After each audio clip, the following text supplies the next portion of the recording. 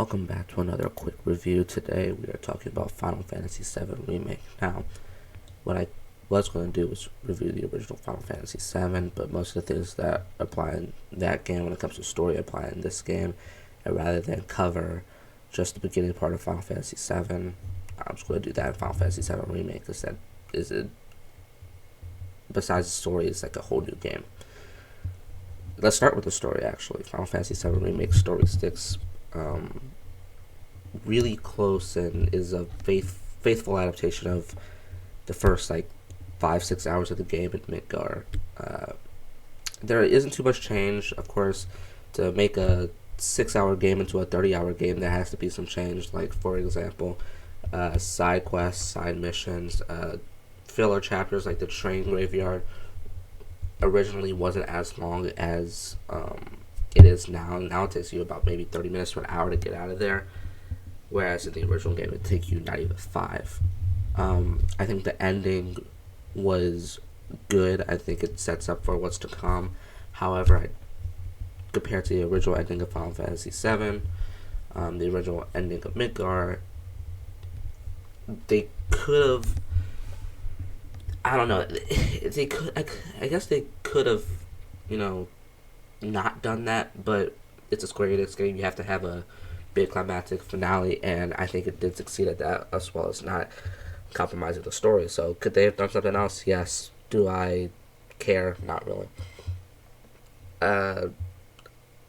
All the characters are as good as they were in the original. They have the same personalities, just with extra voice acting.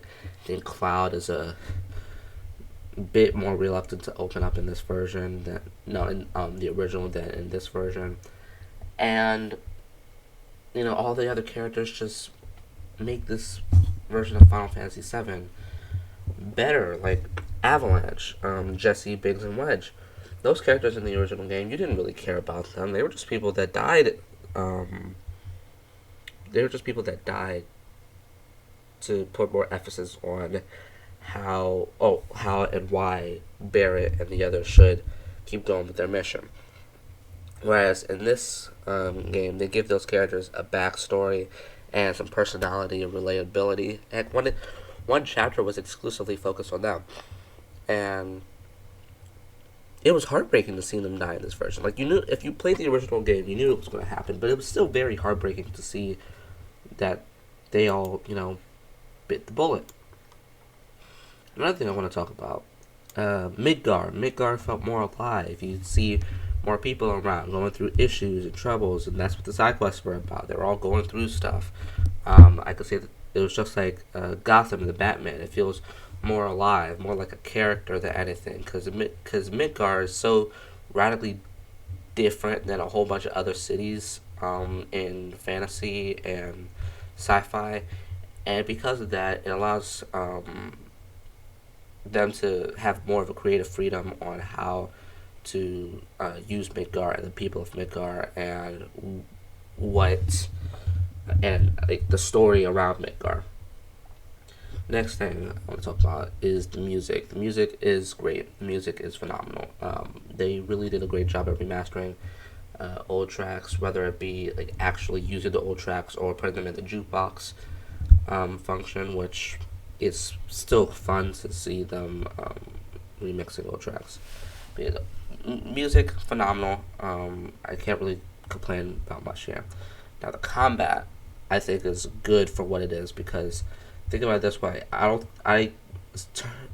Aside from Pokemon and Dragon Quest, I don't see a world where turn-based combat is going to be the standard going forward. Other than those anomalies, as well as Shin Megami Tensei / Persona, but that's a completely different case. And for what they did with the ATB system, it's good. It's fun. I can say that. Whereas in Final Fantasy 15, it starts to just get kind of tedious, because you're just running around and have these random encounters out of nowhere, and it just felt kind of a chore in Final Fantasy 15. Final Fantasy 7 Remake made it fun somehow, somewhere.